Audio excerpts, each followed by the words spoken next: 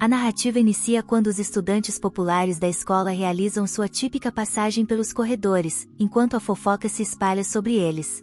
Susan, a destacada presidente do conselho estudantil e uma certificada estrela chamada Kazuki, seu fiel vice-presidente, tornam-se o foco da atenção. No entanto, nosso protagonista comum, Joe Médio, não se enxerga como parte desse grupo. Ele se considera apenas um estudante do ensino médio comum e facilmente esquecível. Enquanto outros são o centro das atenções, Joe vive uma aventura mundana devolvendo alguns filhotes de pombos ao seu ninho. Apesar de sempre ter esperado por uma vida extraordinária, Joe é surpreendido ao descobrir que é o protagonista desta história. Em um dia chuvoso, sem guarda-chuva, ele quase cede à tentação de pegar emprestado o de outra pessoa, mas decide contra isso para evitar entrar na vida criminosa por apenas $5. Essa escolha se revela estúpida, pois ele acaba esperando por horas. Susan aparece de repente e revela que todos os alunos são obrigados a sair. Joe, esquecível como sempre, decide sair na chuva, mas Susan o impede, preocupada com a imagem negativa que isso traria ao conselho estudantil. Kazuki chega e empresta seu guarda-chuva extra, surpreendendo Joe, que acreditava que Kazuki sequer sabia de sua existência. A história continua com Susan sugerindo que eles voltem para casa juntos, apontando isso como destino. A mente nerd de Joe fica absorta em pensamentos sobre videogames enquanto caminha com duas das crianças mais populares da escola.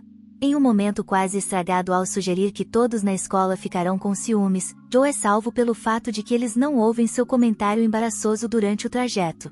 Usado comenta a Kazaki que não esperava que ele fosse tão legal, pois só o vê interagindo com a garota popular. Kazaki, por sua vez, fala com outras garotas por compaixão, mas Susan o critica, sugerindo que ele prefere conversar com meninos. Susan, sendo a melhor da turma em todas as disciplinas e habilidosa em esportes, permanece inacessível para nosso protagonista tímido. Usada elogia ainda mais, destacando sua beleza interior e exterior, agindo como se fosse uma espécie de repórter de fofoca, e faz a pergunta tola se eles estão namorando, pois é o assunto da escola. Eles explicam que passam tanto tempo juntos por serem membros do conselho estudantil, esclarecendo a situação. A conversa tediosa continua enquanto discutem sobre seus planos após a formatura, revelando que nenhum deles tem um plano definido ainda. Susan, já no terceiro ano, confessa que ainda não descobriu sua verdadeira paixão e, embora ela alcance qualquer meta que se propõe, sente-se deslocada neste mundo. Usad fica chocado pela disparidade entre eles, desejando que algo mais emocionante acontecesse. A conversa é interrompida quando membros do conselho estudantil ouvem sinos tocando. Um círculo mágico aparece no chão, e Usad se pergunta se é um portal para outro mundo. Sus expressa entusiasmo por encontrar monstros mágicos e heróis, mas antes que a conversa avance, são transportados para outro lugar. Ao acordar, Usad percebe que estão diante de um rei. Os garotos estão cautelosos, mas Susan parece animada.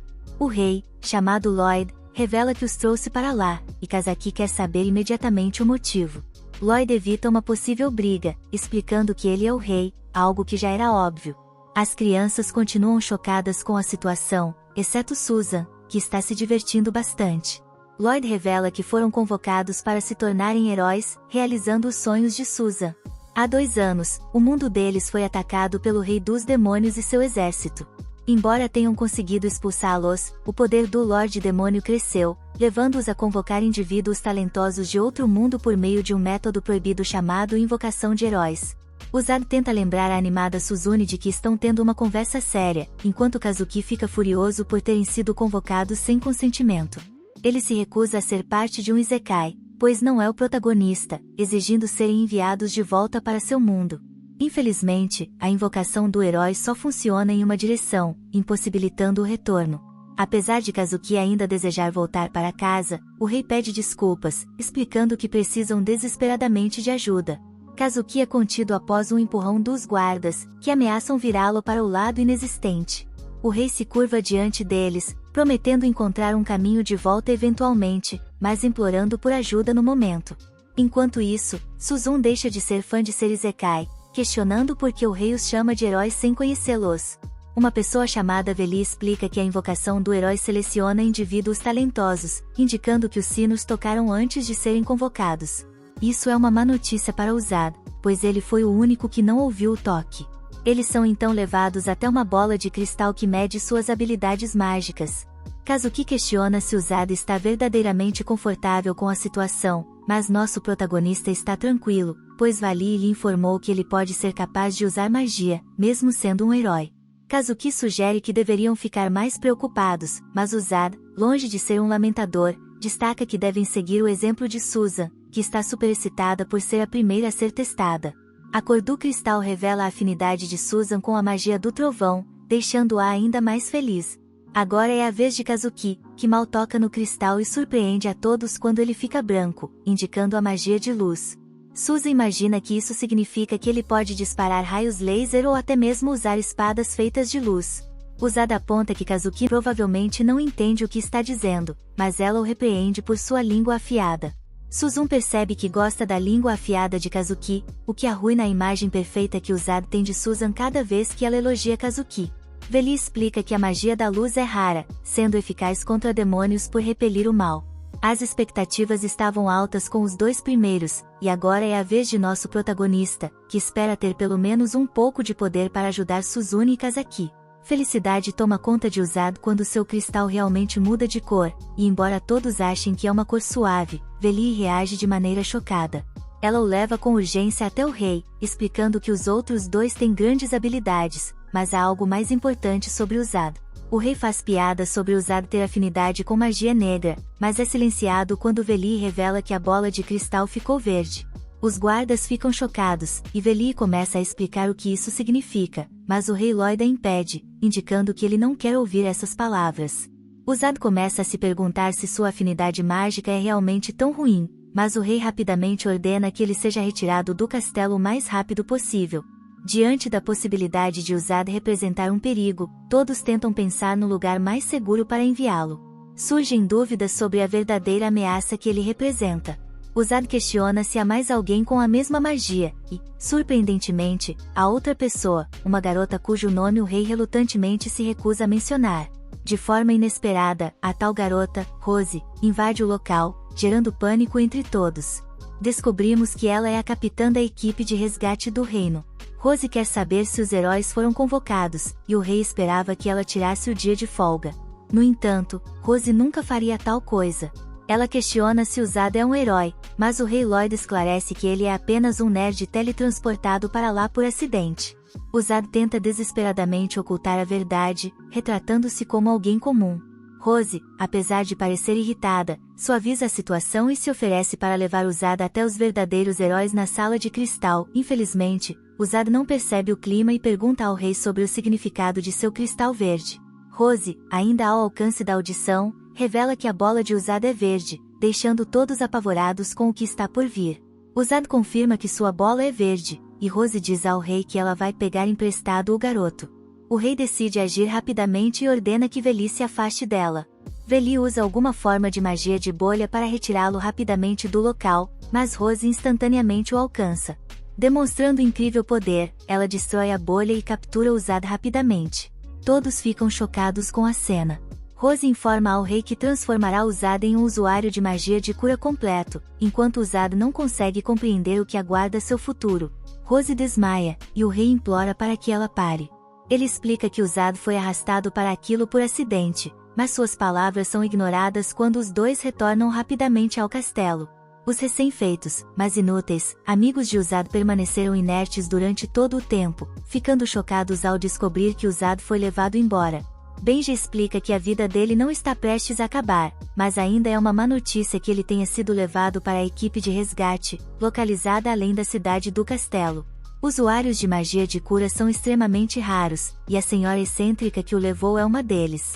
Sua intenção é treinar Uzada como seu subordinado, algo que Susan, por mais que use seu cérebro inútil, não consegue ver como um problema. Felizmente, Vedi esclarece para ela de forma simplificada e revela que os métodos de treinamento de Rose são altamente não convencionais. Rose explica que Uzada só possui potencial para se tornar um usuário de magia de cura, razão pela qual o trouxe para a equipe de resgate. Esta será a nova casa dele, e ela apresenta seus companheiros de equipe. Uzada fica apavorado com esses indivíduos extremos, enquanto Rose diz a eles que cuidarão dele. Ela pede que sejam gentis, mas esses indivíduos parecem lunáticos, apresentando-se com um medo extremo em todas as situações possíveis. Uzad se pergunta se é uma espécie de oferta sendo sacrificado a esses monstros. Rose pede que não assustem Uzad, mas ela é a mais assustadora de todos eles. Tenta explicar que estão sendo amigáveis, mas Uzad não acha que esses brutamontes compreendem o significado de serem amigáveis. Rose explica que, sejam seus subordinados, eles não são usuários de magia de cura. Na equipe de resgate, há outros 2 usuários de magia de cura, mas geralmente trabalham em outro lugar.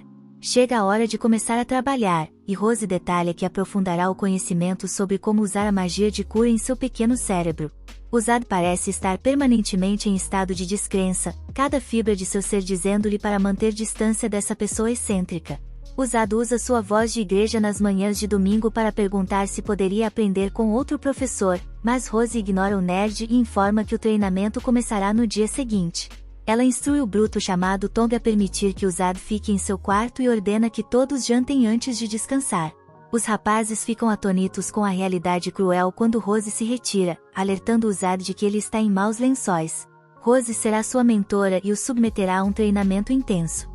Eles afirmam que enfrentar o inferno pode ser a menor das preocupações dele, e todos riem à custa de nosso não-herói naquela noite. Ficamos curiosos sobre o que o aguarda, mas finalmente Uzad demonstra um pouco de otimismo, acreditando que tudo ficará bem. Pode ser um equívoco, pois percebemos que nem mesmo Rose sabe o que acontecerá quando acordarem. Ele explica que esperava que tudo fosse apenas um sonho. Se você ainda não faz parte da nossa comunidade no canal, não perca mais tempo. Inscreva-se agora mesmo para aproveitar conteúdos incríveis. Não se esqueça de ativar o sininho para ficar por dentro de todas as novidades em primeira mão. Vamos continuar essa jornada. Parte 2. Infelizmente, não é o caso, e ele realmente encontra-se em outro mundo. Suzuna e Kazaki aparecem para visitá-lo ao descobrirem que ele foi sequestrado. Uzad tenta tranquilizá-los, mas ele está lidando com o transtorno de estresse pós-traumático do dia anterior e fica profundamente melancólico ao recordar que começará o treinamento infernal hoje.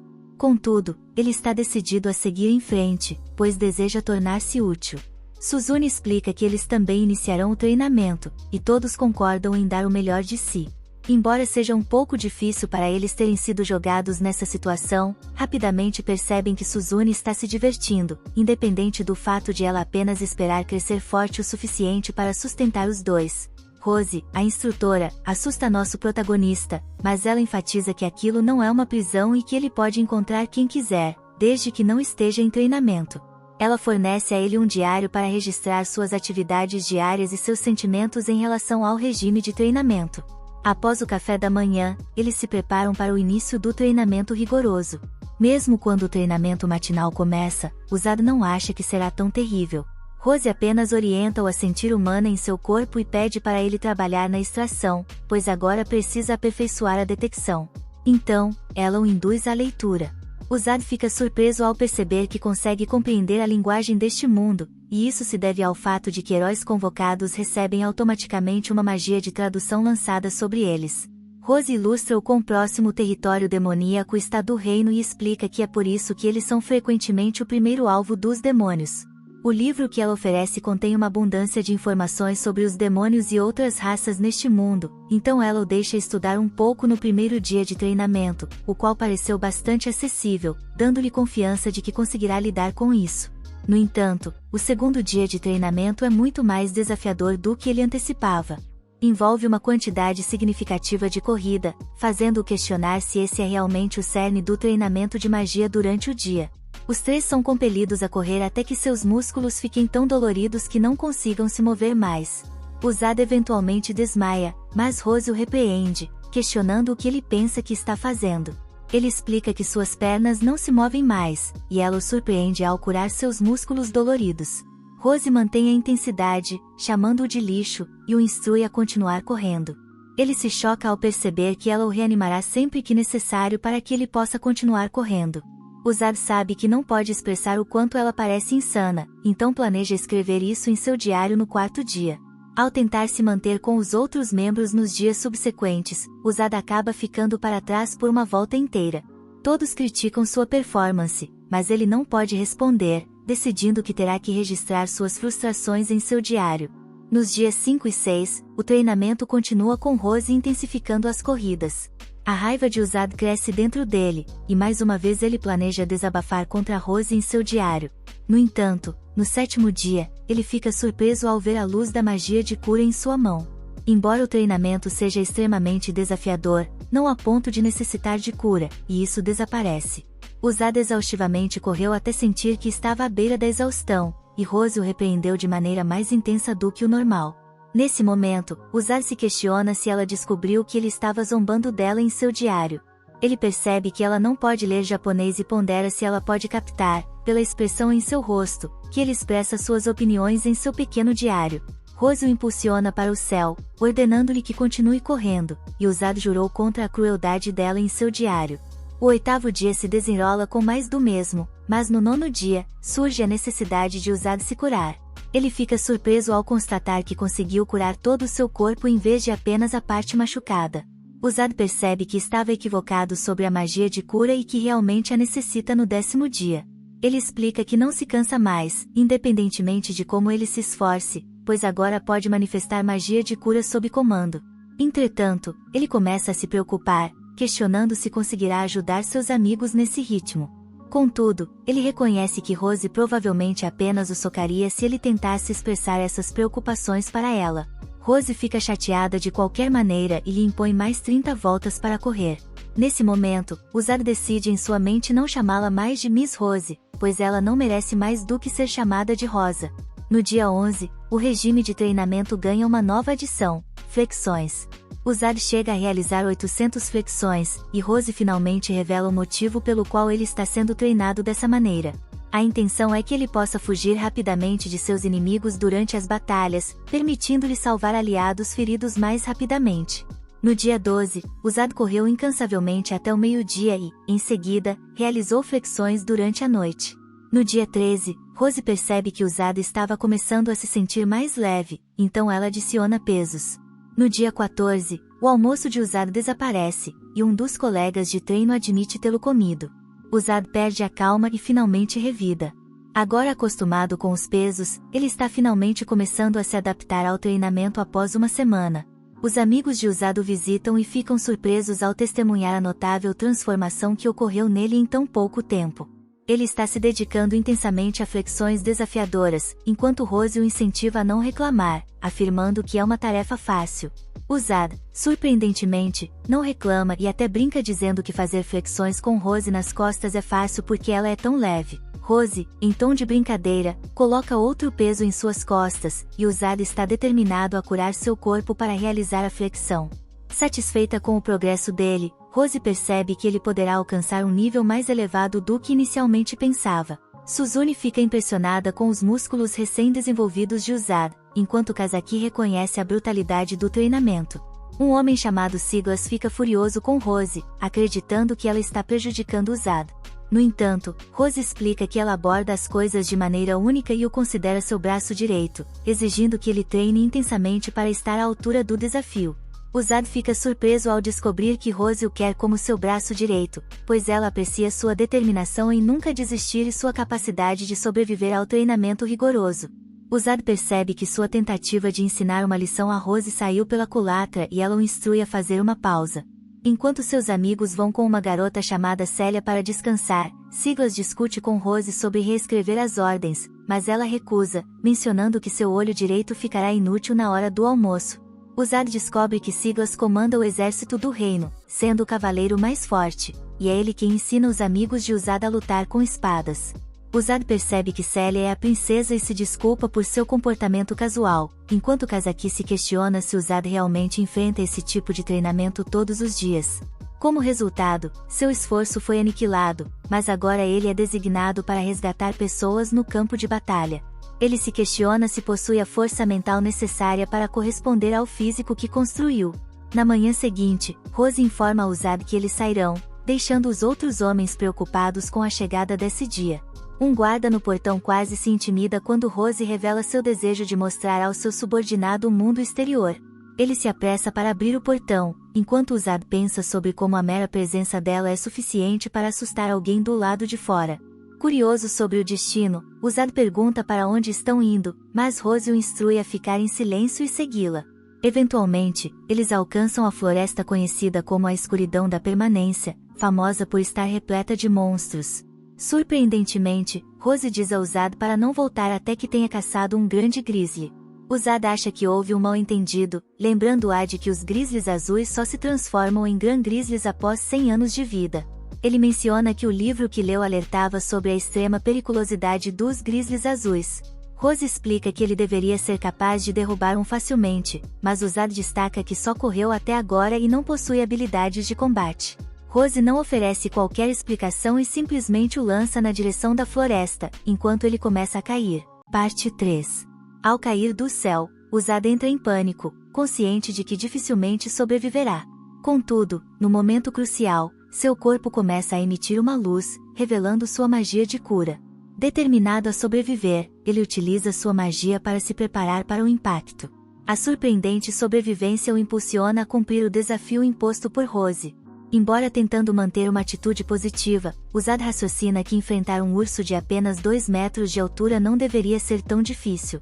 Contudo, ao deparar-se com o urso, percebe que a criatura é maior e mais imponente do que imaginava, com garras enormes. Uzad inicialmente confia em sua velocidade, mas logo descobre que o urso é igualmente ágil. Recordando-se de sua sobrevivência no treinamento infernal com Rose, Uzad enfrenta corajosamente o urso. No entanto, ao ser cercado por vários ursos, chama-os de covardes por se unirem contra ele. Ouvindo o som de uma cachoeira próxima, Uzad decide pular nela como uma estratégia de fuga. Os ursos, incapazes de prosseguir, são obrigados a deixar sua presa. Uzad aproveita o momento para se recuperar, lamentando ter apenas um cantil e uma faca consigo. Ele deseja que Rose tivesse fornecido algo mais útil para enfrentar a situação. A ideia de enfrentar o desafio de derrubar um grizzly imponente começa a parecer quase impossível neste ponto. Uzad decide adiar essa tarefa desafiadora para o próximo dia.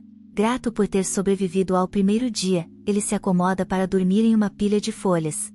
No dia seguinte, Uzad inicia sua caçada e percebe a necessidade de aprender mais sobre seu formidável oponente. Seu primeiro passo é descobrir onde o grizzly reside. Ao deparar-se com marcas de arranhões em uma árvore, Uzad se prepara para a iminente luta pela sua vida, atento aos ruídos nos arbustos. No entanto, o farfalhar revela-se apenas um inocente coelhinho, que, surpreendentemente, se assemelha a um monstro ferido. Uzad, agindo como um sussurrador de coelhos, aconselha-o a ser mais cuidadoso. Apesar das tentativas de Uzad de continuar sua caçada, o coelhinho persiste em segui-lo. Uzad tenta explicar que está procurando por um monstro perigoso, sugerindo que o coelho vá embora. Contudo, o persistente coelhinho não se intimida e continua a acompanhá-lo. Uzad, intrigado, começa a considerar a possibilidade de o coelho tentar indicar a localização do grande grizzly. Seguindo o coelhinho, Uzad inadvertidamente adentra os territórios dos ursos, percebendo que são, na verdade, uma família. Ele faz uma pausa para beber água de uma fonte aparentemente suspeita, surpreendendo-se ao notar que o coelhinho ainda está por perto. Uzad, encantado com a fofura dos grizzlies azuis e do seu novo amigo coelhinho, começa a pensar que a vida na floresta é agradável. No entanto, a sensação positiva é rapidamente interrompida quando a água ingerida tem efeitos severos em seu estômago. Sua magia de cura demora a aliviar o desconforto, levando Uzad a suspeitar que a água estava, de alguma forma, envenenada. O dedicado coelhinho companheiro de Uzad indica-lhe um local onde encontra água limpa e refrescante. Contudo, algo parece estar errado com o coelhinho, pois ele demonstra inquietação devido à aproximação de um monstro. Surpreendentemente, o coelhinho não teme o Gran Grizzly, indicando que a nova ameaça que se aproxima é ainda mais perigosa. Um ruído ecoa na escuridão, e Uzad fica atônito quando uma imensa cobra surge diante dele. A visão do monstro, totalmente diferente do que ele havia lido nos livros, o aterroriza. Mesmo sem compreender sua natureza, Uzad percebe a periculosidade da criatura, que emana uma sede de sangue assustadora. Quando a cobra finalmente se afasta, ele sente alívio e decide evitar esse ser a todo custo. Passam-se mais 4 dias, mas Uzad ainda mantém a sensação incômoda de ser observado. Embora continue monitorando os ursos, nada muda em seu comportamento, e ele se sente compelido a derrotar o Gran Grizzly para cumprir sua missão. Decidindo enfrentar a tarefa no dia seguinte, ele é surpreendido pela relutância do coelhinho em deixá-lo partir. Cedendo ao pedido, Usad concorda em ficar apenas até a chuva cessar, momento em que retomará sua missão, ignorando a resistência do coelho. Ao se preparar para a batalha, Usad fica atordoado ao deparar-se com a trágica cena. Os ursos já foram mortos pela cobra, não para se alimentar, mas por pura diversão. O filhote de urso chora de agonia, revelando a amargura de Usad ao perder e o sentimento de injustiça ao ver sua presa ser tirada. Ele promete vingança, enquanto os amigos de Usad, ao visitá-lo, ficam chocados ao descobrir que ele tem treinado na floresta por 10 dias consecutivos. Eles expressam preocupação pelo tempo prolongado do treinamento, sem perceber que Rose, a tomadora de decisões, está ausente, deixando os outros sem conhecimento do que realmente está acontecendo. Kazaki está genuinamente apreensivo em relação a Usad, enquanto Suzune acredita que ele deve estar bem, pois Rose não o teria enviado sem estar preparado. Suzune confia em Usad e está convencida de que ele retornará à floresta em breve. Nosso protagonista abastece seu corpo com alguns lanches e constrói uma lança. Ele instrui seu coelhinho a levá-lo até a cobra, pedindo-lhe para fugir imediatamente em seguida. A viagem através da floresta com o coelho é longa, e finalmente encontram a cobra. Infelizmente, ela está atacando o filhote, o que deixa Usad chateado, pois havia orientado o filhote a ficar em casa. A cobra é aterradora de se olhar, mas Usad afirma que nada é mais assustador do que Rose. Quando a cobra inicia seu ataque, parece confusa, mas logo se revela astuta. Usad tenta esfaquear o olho da cobra, mas é derrubado e precisa se curar. Usad consegue cegar um lado da cobra e decide atacar por esse ponto. No entanto, a cobra, perigosa e venenosa, morde o braço de Usad, causando-lhe uma dor excruciante. Furioso por ter sido enganado, ele revela que estava segurando sua faca com o braço mordido. Usad cura o braço o suficiente para movê-lo e esfaqueia a cobra de dentro de sua boca. No entanto, ele percebe que foi envenenado, tornando a luta ainda mais desigual. Enfrentando a cobra enorme e venenosa, Usad usa sua habilidade de cura adquirida da água envenenada para tratar o veneno de dentro para fora. Preparando-se para atacar novamente, a cobra ameaça encerrar sua vida com um golpe de cauda. O filhote intervém, proporcionando uma incrível demonstração de trabalho em equipe ao permitir que Usad salte de suas costas para ficar em cima da cobra. Usad, utilizando linguagem forte, consegue desferir um soco incrivelmente poderoso na cobra. Determinado a encerrar a batalha, Usad ataca mais profundamente com sua lança na cabeça da cobra, dando o seu máximo. O ursinho ajuda a segurar a cobra, que é eventualmente derrotada. Usad mal pode acreditar que conseguiram. O urso parece satisfeito e destaca como conseguiram se vingar. Usad expressa o desejo de curar o pequeno Cub, mas está utilizando toda a sua mana para neutralizar o veneno em seu corpo, deixando-o incapaz de se mover, o que é uma notícia desanimadora. Enquanto Usad fica chocado ao ver a cobra se levantar novamente, incapaz de se mover, o filhote tenta ajudá-lo, mas Usad insiste para que ele fuja. Nesse momento crítico, um ogro violento desce do céu e pisa chocantemente na cobra. Sua atitude enfurecida faz com que ele a chame de idiota, e Nade se pergunta como ela sabia que deveria vir ajudá-lo. Rose revela que o coelho chamado Kakuro contou a ela. Kakuro é seu animal de estimação, e ela o instruiu a cuidar de Usad.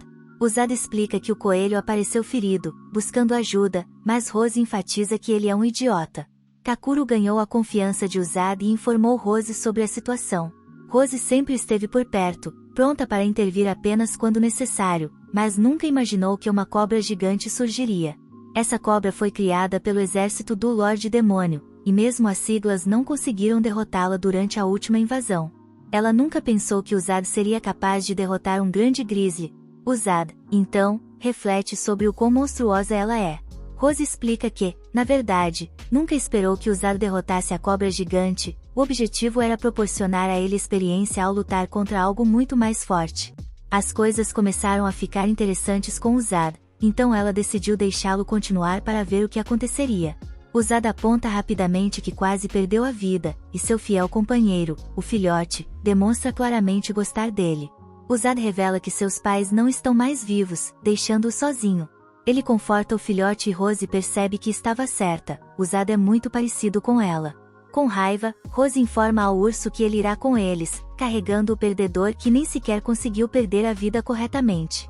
Usad se pergunta se o filhote está realmente bem com tudo isso, mas o urso maduro está pronto para partir. Preparam-se para voltar, e Uzad não consegue deixar de pensar em quão aterrorizante Rose é enquanto ela o carrega no ombro do urso. Rose revela que ouviu o que ele disse sobre ela sendo um ogro e ameaça de forma brincalhona que ele não dormirá essa noite. Ao chegarem em casa, Rose revela que Uzad passou no teste com louvor. Surpreendentemente, agora ele está qualificado para algo. Rose explica que ele está pronto para ficar ao seu lado no campo de batalha, mesmo que ainda não tenha dominado o básico. Uzad definitivamente possui as habilidades necessárias, capacidade de suportar dor, aptidão física e um forte estado mental. Rose destaca que os outros 2 curandeiros nunca alcançaram tal distinção. Ela diz a Uzad que ele deve se orgulhar. Uzad questiona o que ela quis dizer com "eles podem conseguir", e fica chocado ao descobrir que o exército demoníaco atacará em breve em outro lugar. O Lorde Demônio se pergunta sobre os preparativos para a invasão do reino remanescente. Amila, o comandante do Terceiro Exército, relata que suas unidades concluíram os preparativos para a batalha e em breve avançarão. Obrigado por assistir, inscreva-se e ative o sino de notificação para no futuro ver mais vídeos como este. Até a próxima, pessoal!